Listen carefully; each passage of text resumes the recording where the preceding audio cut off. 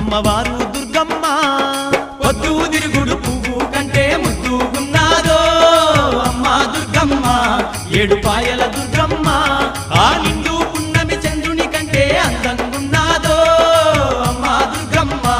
అమ్మవారు దుర్గమ్మ